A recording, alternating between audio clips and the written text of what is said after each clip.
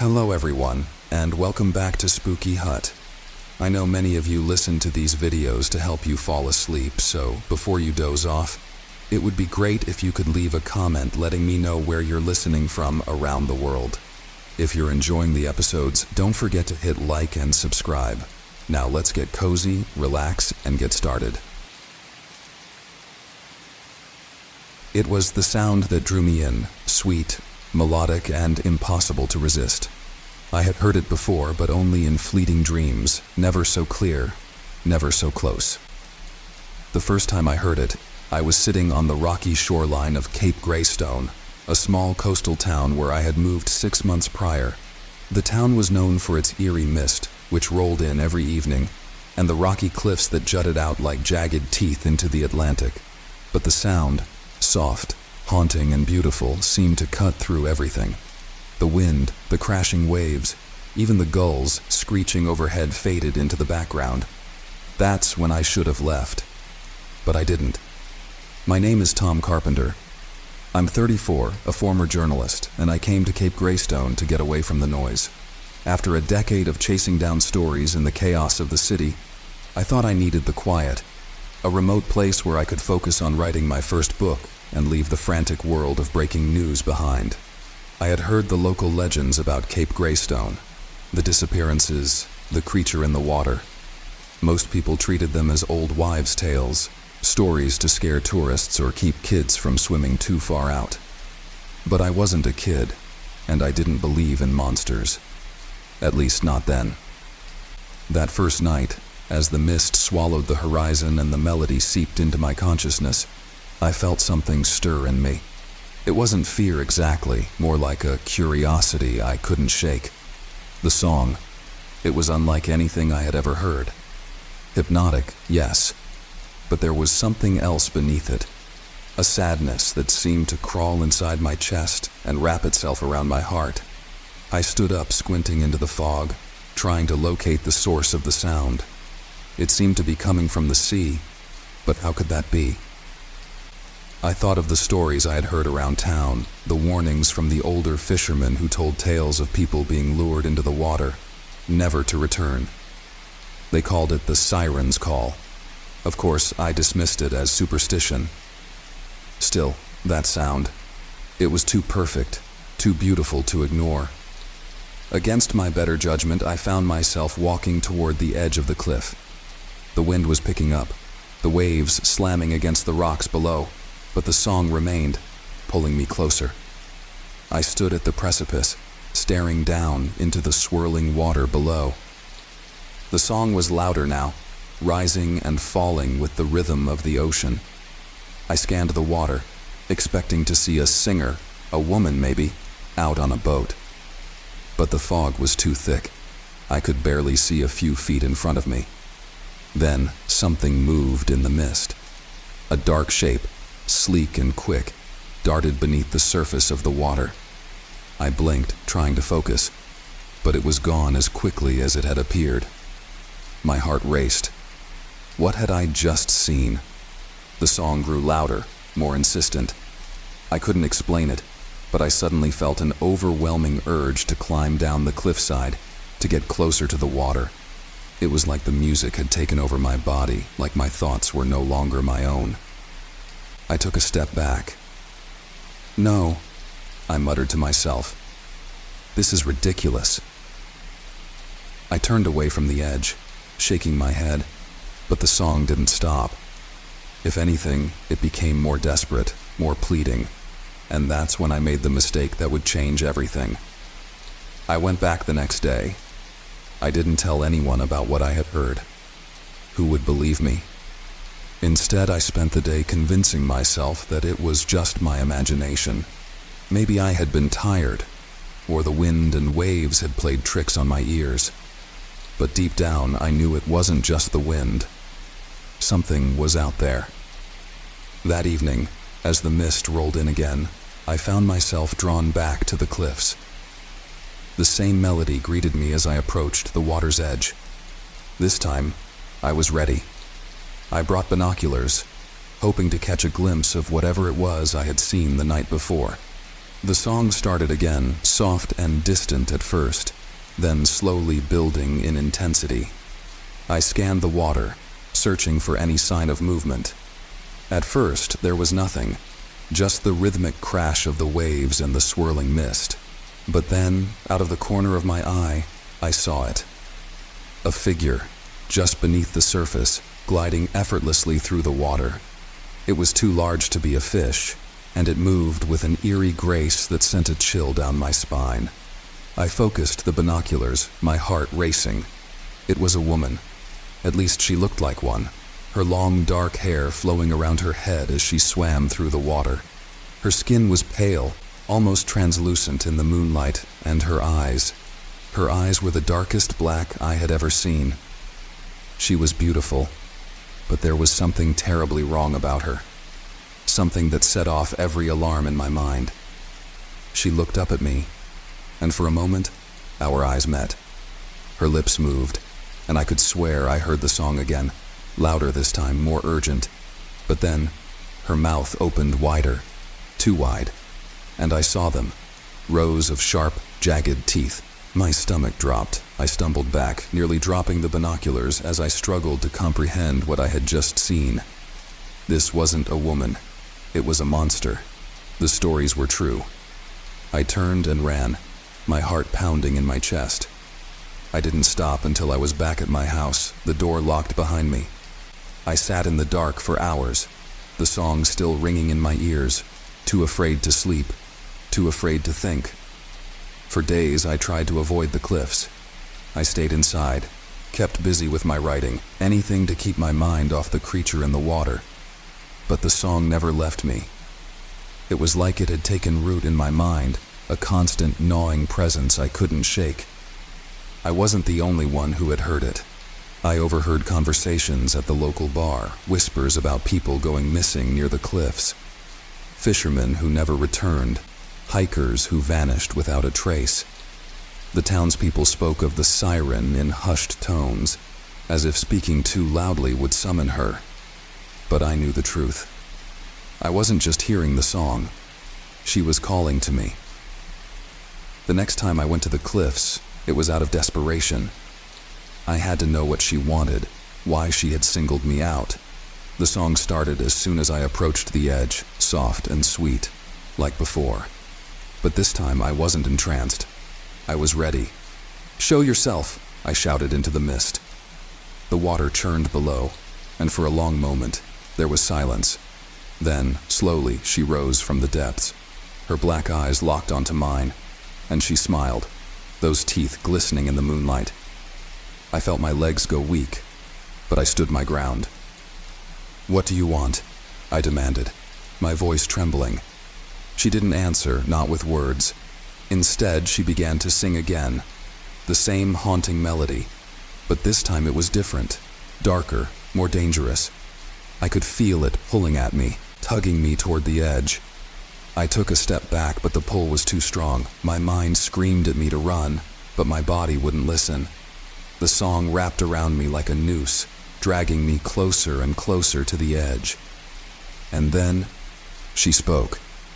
"Come." It was a whisper, barely audible over the roar of the waves, but it echoed in my mind like a command. I felt myself falling, my feet slipping over the edge, the rocks crumbling beneath me. The last thing I saw before I hit the water was her face, smiling, waiting. I don't know how I survived. I woke up on the shore, bruised and battered, the taste of salt water in my mouth. The cliffs loomed above me, but she was gone. The song was gone. But I knew she wasn't finished with me. She never would be. I moved away from Cape Greystone the next day, but the melody still haunts me. Every night, just as I'm about to fall asleep, I hear it, soft and sweet, calling me back to the water. And I know one day I won't be able to resist, too. People say fear is irrational. They claim that what scares you the most is often just in your head, but I know better now. I wish I didn't, but there's no going back. I'm not sure exactly when it started, but I know when I realized something was wrong. My name is Daniel, I'm 28, and I moved into this small house 6 months ago, hoping to settle into a quiet life. It was the perfect size for me. 2 bedrooms, a cozy living room, and just enough space to feel comfortable without feeling lonely. The house itself was nothing special, just a simple, 1-story suburban home. I bought it from an older couple who had lived there for decades before moving to Florida. They left in a hurry, or so it seemed, but I didn't think much of it at the time. The first month was fine.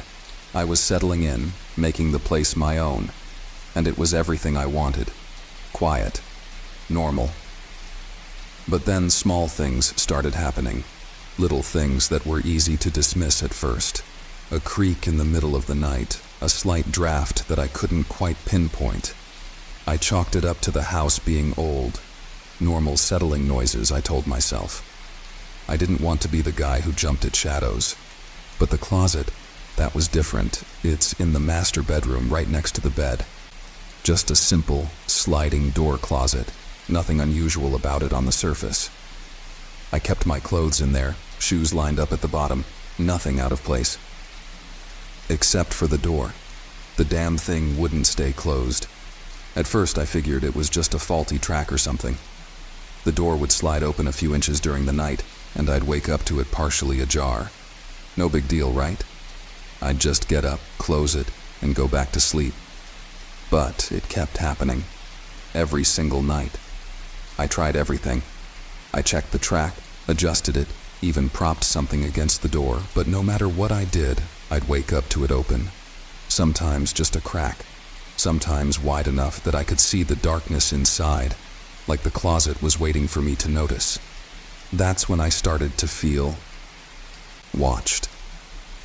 At first, it was just a vague sensation, like someone standing behind you, even though you know you're alone.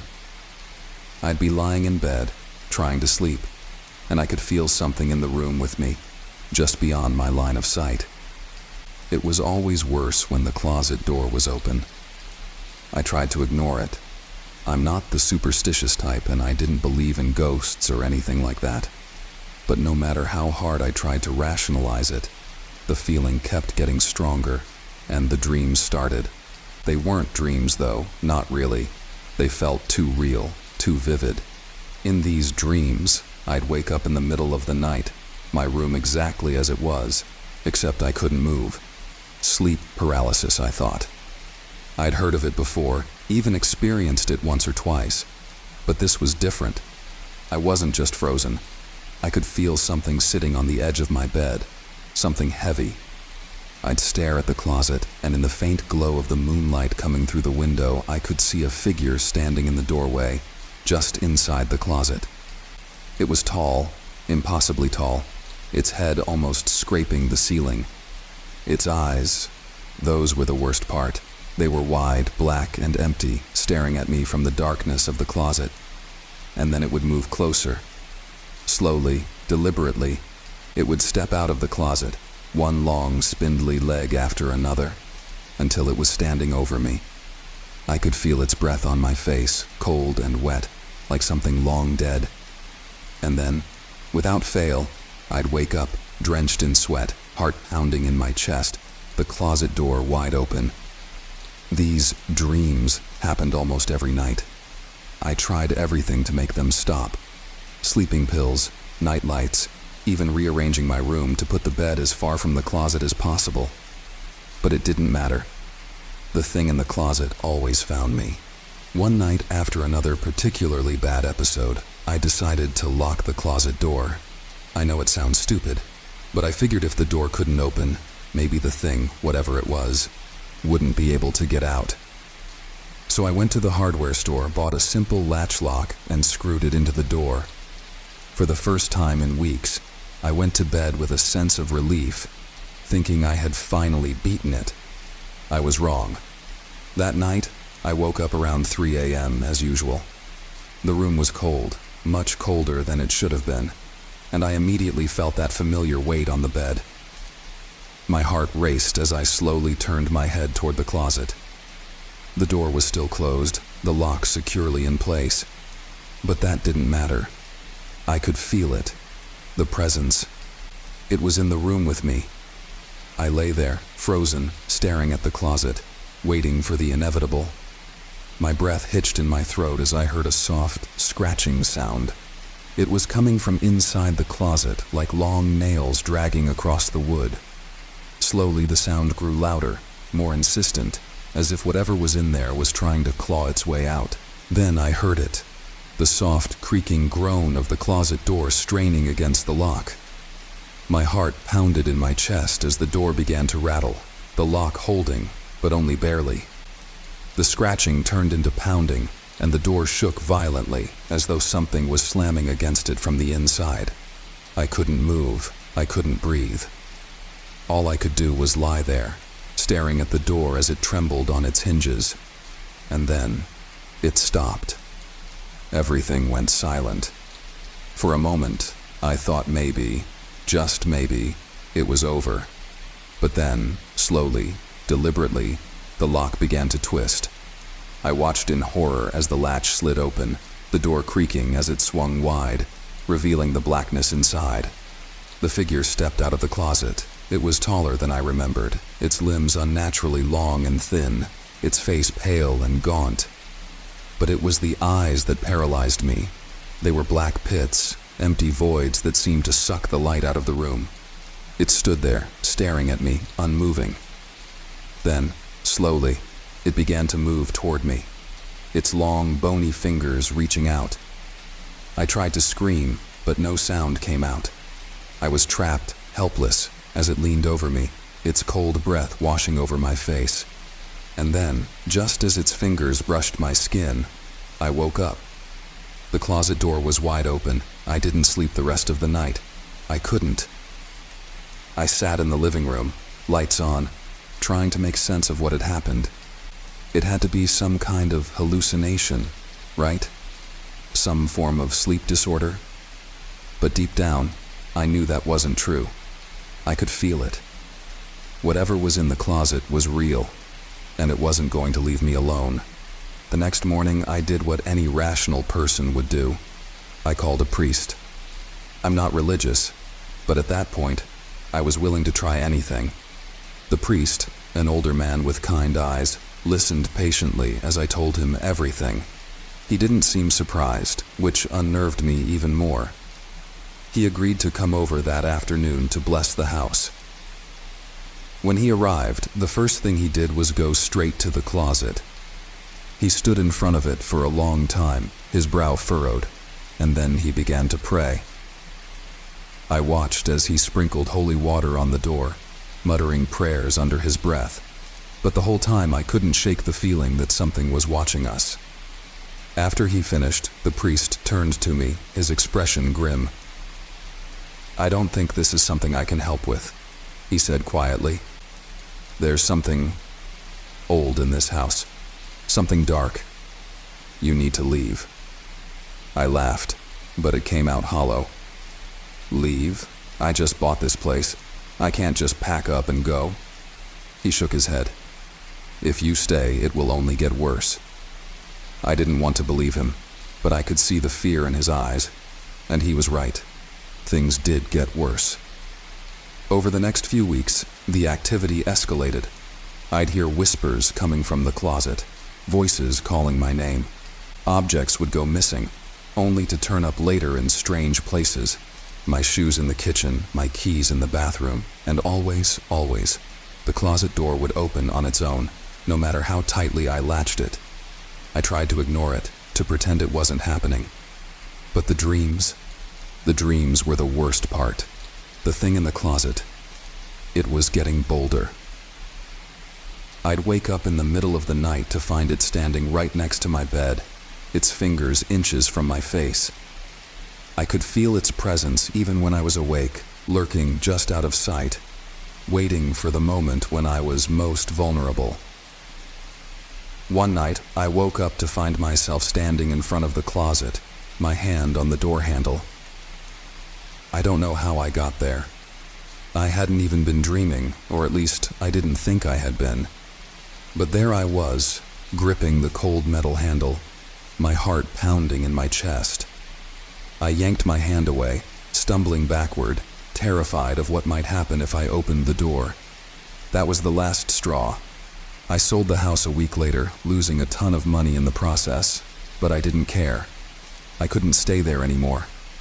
Even now, months later, I still feel it sometimes, like something is following me. I live in a new apartment now, miles away from that cursed house, but every night before I go to bed, I make sure to check the closet. And even though I know it's irrational, I never sleep with the door open, because I know it's still out there watching, waiting for the day I forget, waiting for the day it comes back. I don't know why I took that road. It wasn't even part of my original route. Something pulled me in, an invisible tug, like a whisper in my mind urging me to turn down that narrow, cracked stretch of asphalt winding through the dark trees. Maybe I just wanted to save time, or maybe, deep down, I wanted to face the rumors. After all, every small town has its legends, right? But this one was different. The locals spoke of it in hushed tones. No one who drove the haunted road ever spoke about it again. My name is Ryan McAllister. I'm 29 years old, and I was on a late-night drive back to my hometown of Crescent Falls. It was one of those cool autumn nights where the mist rolls in thick and heavy, smothering everything in a dense, suffocating fog. The road felt deserted, nothing but my headlights cutting through the mist, and the eerie quiet of the woods pressing in from both sides. There were no streetlights, no signs, not even a road name on the map, but everyone in town just called it the Hollow Road. For years, drivers have avoided it. Too many strange stories. People claimed they saw things, shadows darting across the pavement, figures that didn't belong in this world. Some claimed their cars broke down for no reason, engines dead in the middle of nowhere. Others simply disappeared, gone without a trace. I thought it was just urban legend. Everyone likes a good ghost story, but that night curiosity got the best of me. It started off normal enough.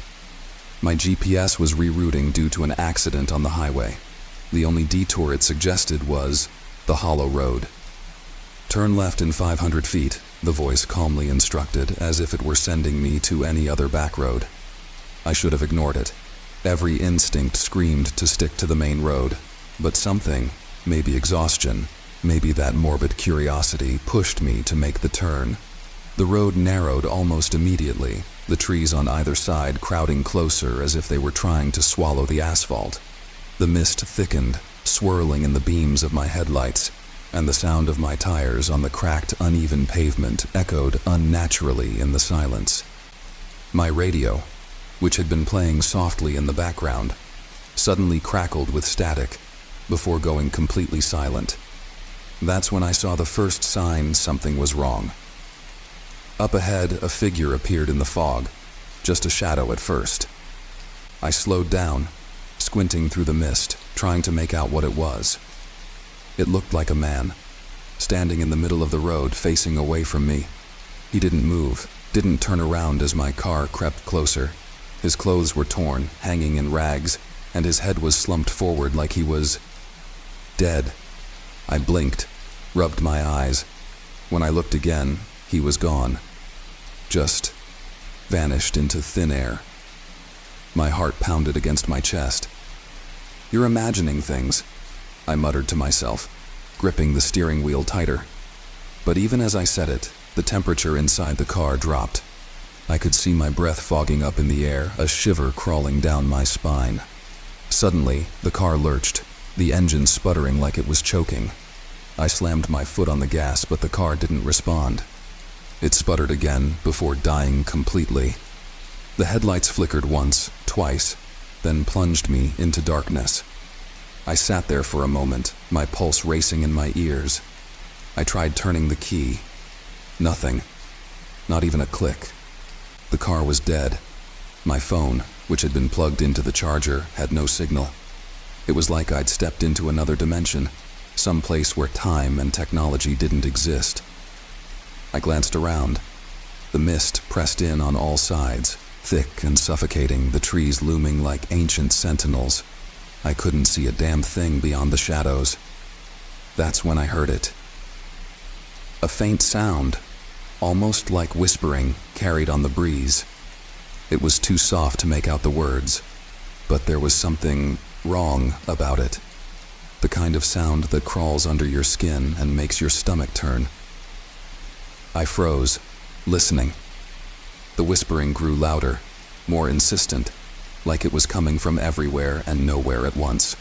Then, in the distance, I saw them, dim lights flickering through the fog, bobbing up and down like lanterns being carried by unseen hands. Not lanterns, eyes. They were eyes, red, glowing, and staring directly at me from the woods. I fumbled for the door handle, my hands shaking. My brain screamed at me to stay inside, to lock the doors and wait for daylight. But every instinct in my body told me that if I stayed, something terrible would happen. I threw the door open and stepped out onto the road, the cold air biting at my skin. The whispering grew louder, almost deafening now, a cacophony of voices overlapping in a language I couldn't understand.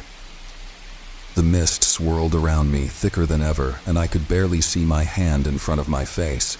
I didn't know where I was going, but I had to move. I had to get away from those eyes. I stumbled down the road, my footsteps echoing strangely in the silence. The lights, those horrible red eyes, followed me, moving through the trees like predators stalking their prey. I don't know how long I walked. It felt like hours, maybe days. Time seemed to stretch and bend, warping in the fog. My legs ached, my throat was dry, and my head pounded with each step. The whispering never stopped, surrounding me, filling my mind with thoughts that weren't my own. Just when I thought I couldn't go any farther, I saw it. A house. It was an old, crumbling thing, half buried in the woods off to the side of the road. The windows were broken, the roof sagging, but it was shelter. I didn't care how creepy it looked. I needed somewhere to hide, somewhere to escape the eyes that were still watching from the trees. I ran towards it, stumbling through the underbrush, my feet catching on roots and rocks. I threw myself at the door, which creaked open with a loud groan, and slammed it shut behind me. The interior was worse than the outside, dusty, cobweb-covered, with furniture that looked like it hadn't been touched in decades. But it was quiet. The whispering stopped the moment I stepped inside. For the first time in what felt like forever, I allowed myself to breathe. That's when I noticed the smell. It hit me all at once, a sickly, sweet stench that made my stomach churn. I gagged, covering my mouth as I took a few hesitant steps farther into the house. The smell was coming from the corner of the room, where something large was draped under a sheet. My heart raced again. I didn't want to look. I knew whatever was under that sheet was the source of the smell. But I couldn't stop myself. Slowly, I reached out and pulled the sheet away. Beneath it was a body, rotting, decayed, half-eaten by time and something else. Its eyes were wide open, staring up at the ceiling in eternal horror. I stumbled back, my stomach lurching, bile rising in my throat. Then the whispering started again, louder this time, almost deafening. I ran. I didn't care about the car or the road anymore. I just ran. Through the trees, through the fog, past the red eyes that watched from the shadows. I ran until I couldn't breathe, until my legs gave out and I collapsed on the side of the road. That's where they found me the next morning, lying in a ditch, soaked in sweat and covered in mud. The police said I was lucky. They told me no one ever survives a night on the hollow road, but I wasn't lucky. Because I know the truth now. The road isn't haunted by ghosts. It's something far worse. And it's still out there, waiting for its next driver to pass through the mist. I've never believed in ghosts, not really, at least not until last winter. My name is David Mercer, 32 years old, and I had lived a fairly ordinary life, nothing particularly strange or out of the ordinary. I'm a rational person, grounded in logic and facts. I work as a structural engineer, so my world is based on blueprints, numbers, and concrete solutions. That's why it was so difficult for me to explain what happened during that cold, snow-covered December night at my parents' old farmhouse. The house had been in my family for generations, passed down from my great-grandfather, who built it with his own 2 hands. It sat in the middle of nowhere, on a long, empty stretch of road about 30 miles outside of town. After my parents passed away a few years ago, the house had been left empty, sitting abandoned and decaying. No one had the heart to sell it, but no one wanted to live there either. It was as though the house itself was frozen in time, stuck in its own memories. Last December, I decided to take a week off work and drive out to the farmhouse to clean it up a bit, prepare it for winter. I hadn't been there since the funeral, and the idea of spending time alone in that old place didn't exactly fill me with joy. Still, it had to be done. So, one snowy afternoon, I packed up my truck and made the trip. When I arrived, the house looked exactly as I remembered. An old 2-story farmhouse, white paint peeling from the siding, the roof sagging slightly under the weight of time and neglect. The windows, dark and lifeless, seemed to watch me as I stepped out of my truck. The air was thick with the scent of pine and the sharp bite of winter, snow crunching under my boots as I made my way to the front door. Inside, the house was cold, colder than I expected. I turned on the old boiler in the basement to heat up the place, though it would take hours for the temperature to rise to anything comfortable. Dust coated every surface, and the familiar creaks of the wooden floor echoed through the empty rooms. It was unsettling how quiet everything was, like the house had been waiting for me to return. I spent most of the day cleaning, throwing out old furniture, sweeping up the dust, and organizing what I could. By the time evening rolled around, I was exhausted, but the house still felt heavy, like it was filled with invisible eyes watching my every move. As night fell, the wind outside picked up, howling through the cracks in the windows, and the temperature plummeted even further. I made myself a simple dinner, sat by the small gas stove for warmth, and tried to ignore the gnawing feeling of unease that had settled in the pit of my stomach. That's when the knocking started. At first, I thought it was the wind rattling the old windows or a branch scraping against the side of the house. But it was rhythmic, deliberate, a soft, measured knock on the front door. I glanced at the clock on the wall. It was just after midnight. No one in their right mind would be out here at this time of night, especially in this weather. I stood frozen in the kitchen for a moment, listening. The knocking came again. 3 sharp raps, followed by silence. Against my better judgment, I walked to the front door. I half expected it to be a tree branch caught in the wind, or maybe a deer accidentally bumping into the house. But when I looked through the peephole, there was no one there. Just darkness, and the faint outline of the snow-covered fields beyond. A chill ran down my spine, but I brushed it off. Maybe I was just hearing things. Maybe the isolation and the long day had gotten to me. I locked the door, turned off the lights, and made my way upstairs to the old bedroom I'd slept in as a kid.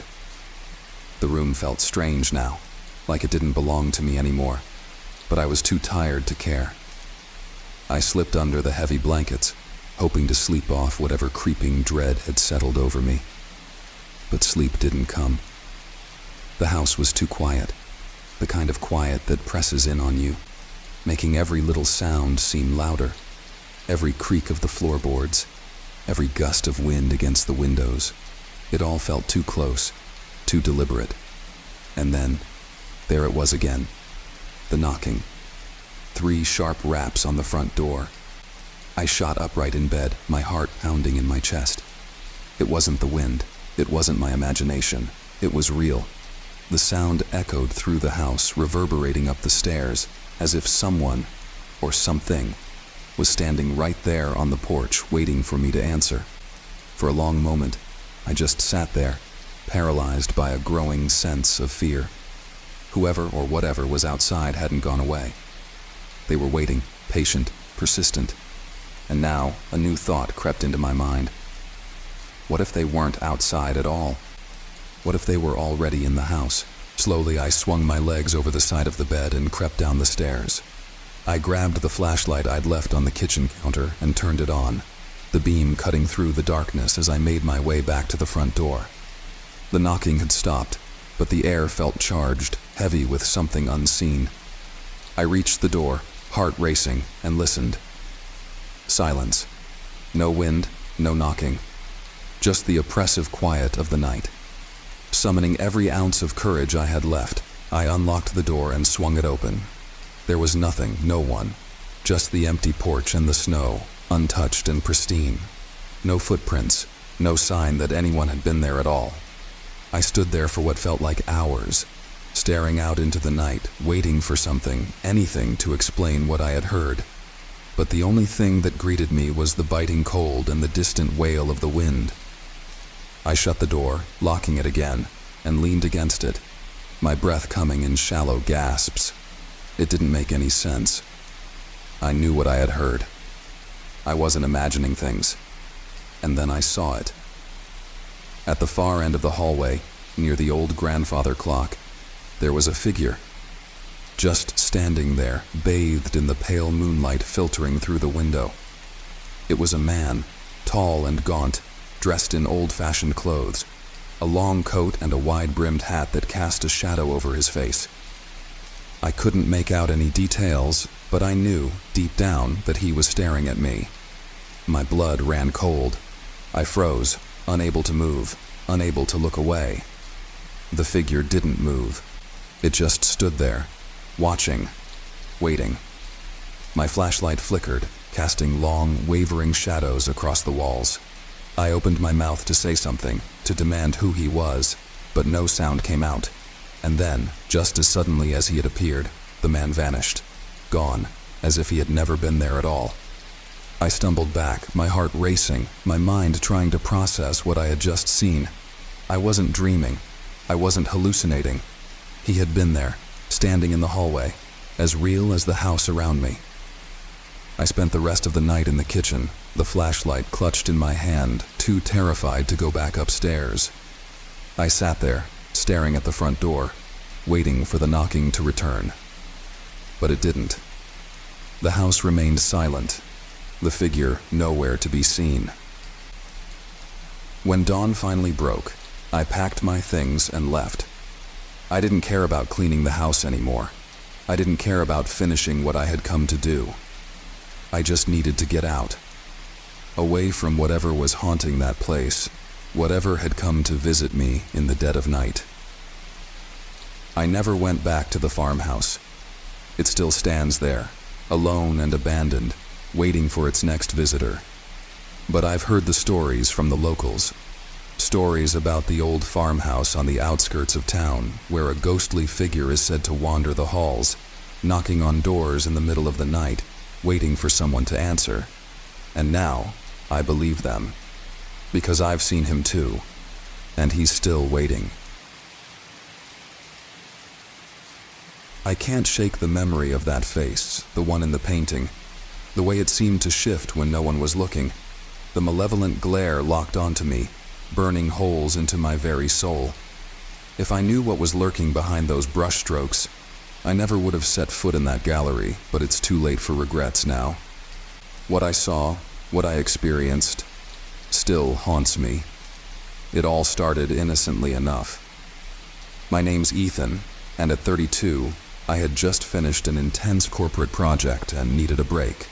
A weekend trip to a small coastal town sounded perfect, calm, scenic, a far cry from the city.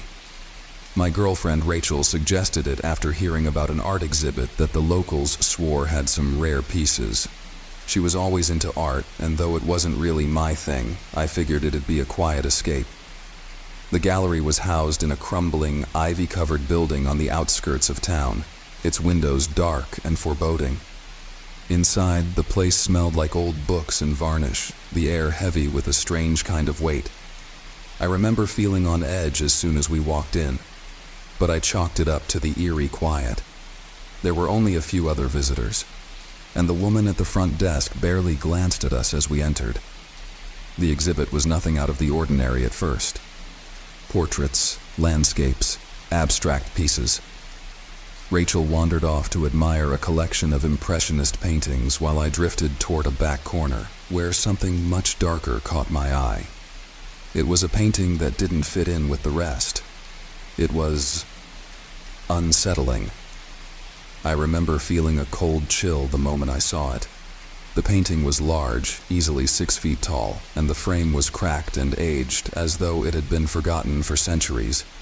But it wasn't the frame that unnerved me. It was the subject. At first glance, it was just a man. But the longer I looked, the more wrong it seemed.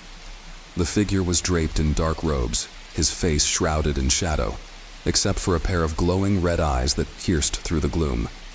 His smile, or what I thought was a smile, was twisted, jagged, like his face was trying to contort into something it wasn't meant to. There was something else, though. Something far worse. Behind the man, barely visible in the dimness, was another shape. Hulking, monstrous. Something that looked like it was clawing its way out of the very painting.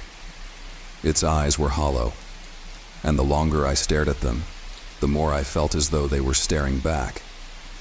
I took a step back, heart pounding in my chest. The gallery suddenly felt oppressive, like the walls were closing in on me. "Ethan, are you okay?" Rachel's voice snapped me out of my daze. I turned to her, struggling to find words. "Yeah," I muttered, forcing a smile. Just weird art." Rachel glanced at the painting and shrugged. "Not my style either," she said, moving on to the next room. But I couldn't move. I felt glued to the spot, my gaze returning to the man in the painting. It was as though he was waiting for something, waiting for me. I forced myself to turn away, but even as we left the gallery, I couldn't shake the feeling of being watched. That night, I barely slept. Every time I closed my eyes, I saw that man. His smile, his eyes. There was something malevolent about him, something far worse than just bad art. The next day I woke up to find Rachel already downstairs making coffee. But as soon as I looked at her, I knew something was wrong. She looked pale, her eyes sunken as if she hadn't slept at all. Did you hear anything last night?" she asked, her voice trembling. "What do you mean?" I replied, suddenly feeling a knot of unease in my stomach. "I heard whispering," she said, her eyes wide. "It sounded like it was coming from the walls, like someone was watching us." I didn't know what to say. Part of me wanted to dismiss it as paranoia, but deep down I knew she wasn't imagining it. I had felt it too, the presence, the weight of something in the room with us. That day passed in a blur of unease. Everywhere we went, I couldn't stop thinking about the painting. By the evening, I was sure of one thing: I needed to see it again. It was a ridiculous thought, but the pull was irresistible. Rachel protested when I told her I wanted to go back to the gallery, but I convinced her I just needed to see something. We drove back, and though it was only a short distance, the ride felt like an eternity. The gallery was closed when we arrived, but I wasn't about to let that stop me. I found an open window in the back, and before I knew it, we were inside. The gallery was dark, the air thick with dust and decay. We made our way to the back room, and there it was, the painting. The man's eyes glowed faintly in the darkness, and for a moment, I could have sworn he was smiling even wider than before. "What the hell, Ethan?" Rachel whispered, her voice sharp with fear. "Let's get out of here." But I couldn't move. I couldn't stop staring at the painting. And then it happened. The shadows in the painting shifted, almost imperceptibly at first. But then the figure in the background began to move. The hulking creature that had been trapped behind the man slowly emerged from the canvas, its eyes glowing with an unnatural hunger. I stumbled backward, heart racing, as the figure seemed to stretch out of the painting, its grotesque limbs clawing at the edges of the frame. It was no longer confined to the canvas, it was coming for us. Rachel screamed, grabbing my arm and yanking me toward the exit. We sprinted through the gallery, the heavy thud of something following us echoing in the darkness. My heart pounded in my chest, adrenaline flooding my veins as we reached the door and burst outside into the cool night air. We didn't stop running until we were back at the car. I fumbled with the keys, hands shaking as I finally managed to start the engine. We sped away, but the feeling of being watched never left. It was as though something had followed us, something that refused to be left behind. That night, neither of us slept. Every creak of the house, every gust of wind felt like it was carrying the whisper of that creature. I tried to convince myself that it was all in my head, that it was just an overactive imagination, but deep down, I knew the truth. The next morning, I woke up to find Rachel staring at the wall, her eyes wide and unblinking. I shook her, but she didn't respond. Her skin was cold, her breathing shallow. And then, without warning, she whispered something that sent chills down my spine. "He's here." I turned to where she was looking, and there, on the wall opposite our bed, was a familiar face. The man from the painting. His twisted smile, his glowing red eyes etched into the wallpaper like a dark, twisted stain. The demon wasn't in the painting anymore, it was in our home. It all started with a phone call I shouldn't have answered. I remember that day vividly. It was raining heavily, the kind of autumn downpour that soaks everything, leaving the world feeling gray and forgotten. I had just come home from work, tired from a long day of client meetings, ready to unwind in front of the TV.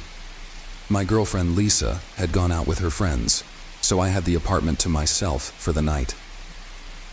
The first call came at 9:15 p.m. I wasn't expecting anyone to call me, and I hesitated when my phone buzzed on the coffee table. The number was blocked. Normally, I'd ignore it, but for some reason my hand moved on its own. Without thinking, I picked up. "Hello?" There was no answer. At first I thought it was a bad connection, but then I heard something strange, like static, distant, crackling. I was about to hang up when I heard the faintest sound of breathing on the other end.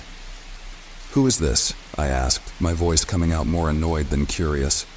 Nothing, just more breathing, faint and shallow, like someone was holding the phone just far enough away from their face that I could barely hear it. And then, a whisper. "Ethan." My blood ran cold. Whoever it was knew my name. The voice was so faint, so distant, that I could barely tell if it was male or female. I waited, but the line went dead, just like that. I stared at my phone, the hair on the back of my neck standing on end. It had to be a prank, I told myself. Maybe one of my friends was messing with me, or Lisa had handed my number to one of her friends. I laughed it off, tossing my phone aside, and decided not to let it ruin my evening. But it wasn't just a prank. The calls didn't stop. At first, they were spaced out, every few days and always late at night. Always the same thing. The static, the breathing, and then that whisper. "Ethan." Each time it came, the voice felt closer, clearer, like whoever was on the other end was coming closer to me. I stopped answering after the third call, but they kept coming. My voicemail filled with empty, static-filled recordings, each one more unsettling than the last. I tried blocking the number, but it was useless. No number ever showed up on the caller ID. I even went as far as changing my number, but the calls continued. Lisa started to notice something was wrong when I'd jump every time my phone buzzed. I tried to explain, but I sounded paranoid. She thought I was overreacting, but the worst part wasn't the calls. It was the feeling that came with them. Every time my phone rang, I felt a presence. It was subtle at first, just a chill that crept up my spine, a vague sense that I wasn't alone. But the longer it went on, the stronger it became. I started to feel like I was being watched, like someone or something was standing just behind me, staring at the back of my head. One night, about 2 weeks after the calls began, I woke up at 2:30 a.m. to the sound of my phone vibrating on the nightstand. My heart was pounding in my chest, and my hands were slick with sweat as I reached for it. The screen was blank. No number, no text, nothing. But this time, something was different. The static wasn't there. I didn't hear the usual faint breathing. Instead, there was a low hum, like a far-off engine or a deep, resonant tone. And then, the whisper came again, closer and more distinct than ever. "Ethan, it's me." I felt my blood freeze. The voice. It wasn't just familiar now. It was my Zahn voice. "What the hell is this?" I shouted into the phone, my voice trembling. "Who are you?" Silence. The call dropped. My chest heaved as I sat in the darkness, my hands shaking. I tried to shake it off as some sort of elaborate prank. Maybe it was some hacker playing tricks with voice recording software, I thought. But deep down, I knew this was different. The calls became more frequent after that, almost nightly. My mood darkened, my sleep all but vanished. I became paranoid, jumpy. I'd wake up in the middle of the night, convinced someone was standing at the foot of my bed, only to find the room empty. It wasn't long before Lisa couldn't take it anymore. She'd wake up to find me pacing around the apartment in the middle of the night, frantically checking my phone, waiting for the next call. She begged me to stop obsessing over it, but how could I? This thing, whatever it was haunting me. And then it escalated. One night, around midnight, my phone rang. I didn't want to answer, but it was like a compulsion. My hand reached out, and before I could stop myself, I picked up. "Ethan, I'm close," the voice whispered. My heart stopped. I dropped the phone like it had burned me. My breathing was shallow, fear gripping me like a vice. The room was suffocating. I felt an overwhelming sense of dread, as though something was pressing down on me, something dark and malevolent. I turned around, and that's when I saw it. In the corner of my living room, just beyond the soft glow of my lamp, was a figure. It was barely visible in the shadows, but it was there. Tall, thin, its form almost translucent, like it was made of smoke. My breath hitched. The figure didn't move, but I could feel its eyes on me. My phone buzzed again. "Ethan, it's me." I dropped my phone and ran, stumbling through the apartment until I reached the bedroom. I locked the door, but I knew it was pointless. I could feel it. Whatever it was already inside. The presence in the room was overwhelming. It felt like the air itself was pressing down on me, suffocating me. I couldn't breathe, couldn't think. My phone buzzed again from the living room, but I couldn't move. I couldn't bring myself to pick it up. That night, I didn't sleep. I sat in the corner of the room, shaking, waiting for the presence to leave. But it didn't. It lingered, like a stain on the air, until the first rays of morning light began to seep through the curtains. Lisa left me 2 days later. She couldn't take it anymore, and honestly, I didn't blame her. I was a wreck. I couldn't function, couldn't sleep, couldn't do anything but wait for the next call. And then, one day, the call stopped. I should have been relieved, but instead, I felt an overwhelming sense of dread. It was the calm before the storm, and I knew it. A week passed in eerie silence, and I started to convince myself it was over. Maybe whatever it was had given up. Maybe I was free. But then, last night, it happened. It was around 3 a.m. when I woke up, the same oppressive feeling suffocating the room. My phone buzzed once, twice, and then fell silent. I didn't move. I didn't need to. I knew what was coming. I heard it. A soft, shuffling sound coming from the living room, like something was dragging its feet across the floor. My body froze as the sound grew closer, inching its way down the hallway. My phone buzzed again. I didn't need to check it. I knew who it was. "Ethan, I'm here." The door to my bedroom creaked open, and in the darkness, I saw the figure standing in the doorway, just a silhouette in the dim light. I haven't answered my phone since. I don't need to. There's something wrong with the house at 326 Sycamore Street. I never believed in haunted houses. Ghosts, sure, Creepy stories around campfires, okay. But a house itself? Watching you? It seemed ridiculous, even when people in our small town whispered about it. You'd hear them in line at the grocery store talking about how the house seemed alive, how it gave off a feeling like someone or something was always watching. But I never paid any attention to it. That is, until the house became mine. My uncle died last summer. He was a recluse, the kind of person nobody in the family really talked about. I only met him twice when I was a kid, and even then, I remembered him as odd, quiet, someone who didn't fit into the normal rhythms of life. When I got the call from the attorney telling me I'd inherited his house, I was confused. It wasn't like we were close, and the idea of owning a property I hadn't even thought about in over a decade was unsettling. Still, the house was valuable, old but in good condition, and in a decent neighborhood. I figured I'd fix it up, sell it, and use the money to pay off some debts. Seemed simple enough.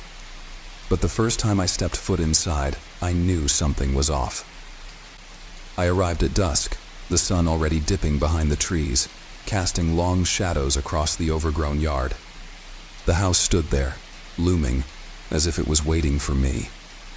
The air around it felt different, heavier, colder, despite the warm summer evening. I chalked it up to my nerves.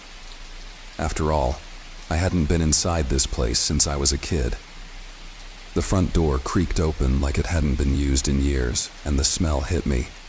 A musty, stale odor, like the house had been holding its breath for decades. I stepped into the foyer, flicking on the light switch.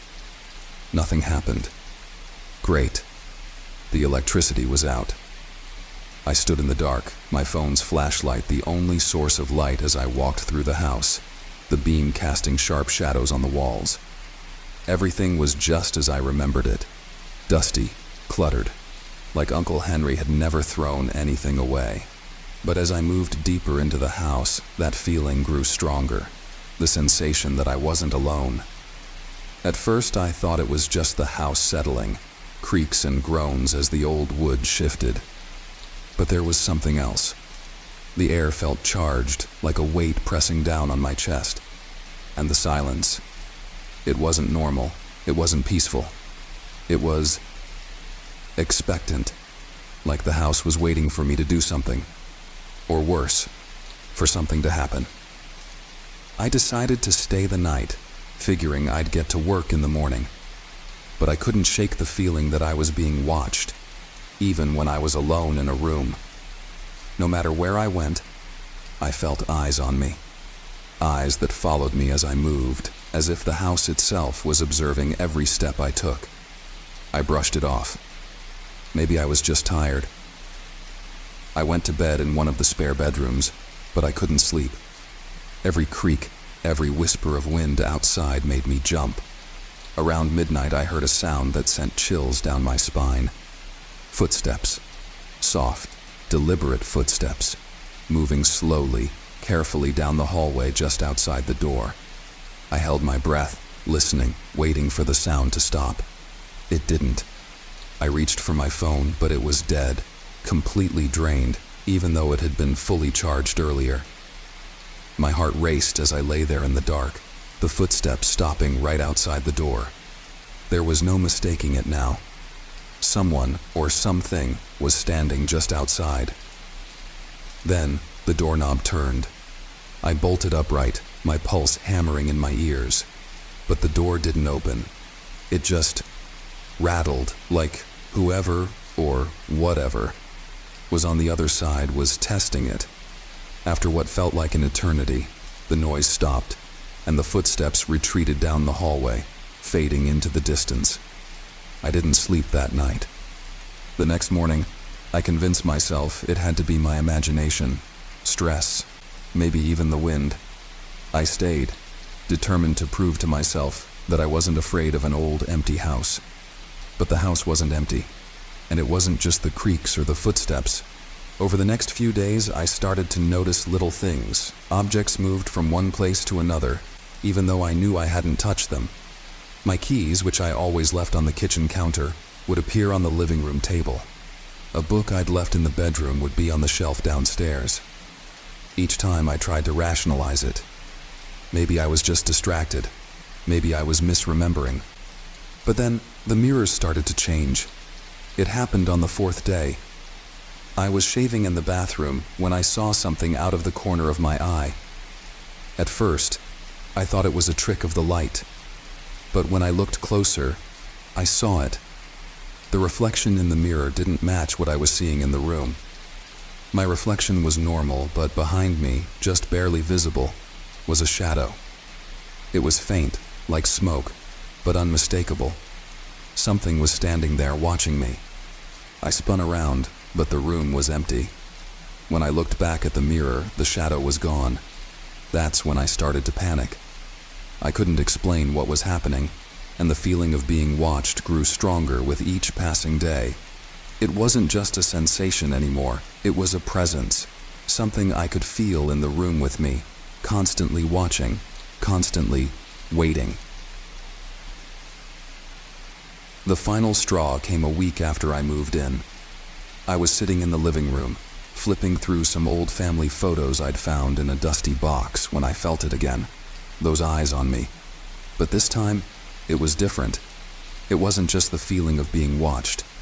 It was like the house was expecting something from me. And then the phone rang. It was an old rotary phone, one I didn't even know was still connected. The sound echoed through the house, sharp and jarring. My heart skipped a beat as I picked it up. Hello? Nothing. Just silence. I was about to hang up when I heard it. A whisper, soft but clear, like someone standing just behind me. Get out. I dropped the phone, my heart hammering in my chest. The house felt alive now, the walls closing in on me. I could hear the creaks again, but they weren't random anymore. They were footsteps, moving slowly, deliberately, from the other side of the house, coming closer. I ran. I didn't grab my things, didn't even stop to lock the door. I just ran out into the street, not stopping until I was several blocks away. I didn't go back to the house for days. I stayed with a friend, trying to shake the overwhelming sense of dread that clung to me. But the house wouldn't let me go. Every night I'd dream about it, those walls, those shadows, and always that feeling of being watched. Eventually, I had to go back. I couldn't avoid it forever, and I needed to figure out what was happening. So I did the only thing I could think of. I went to the library and started researching the house, looking for any clue, any history that might explain why it felt so wrong. That's when I found it. An old article from the 1920s, buried in the archives. The house had belonged to a man named Samuel Wexler, a strange recluse who, according to rumors, was obsessed with the idea that his house was alive. He believed the house was watching him, waiting for him to make a mistake. He died mysteriously, found locked inside his own home, every mirror in the house shattered. The final line of the article made my blood run cold. Wexler had left only one note behind, scrawled in frantic handwriting on the wall. The house is watching. The house is waiting. I haven't gone back to 326 Sycamore Street since, but sometimes, late at night when everything is quiet and the world feels still, I'll hear it again. The faintest sound of a rotary phone ringing in the distance, calling out from a place I never should have gone.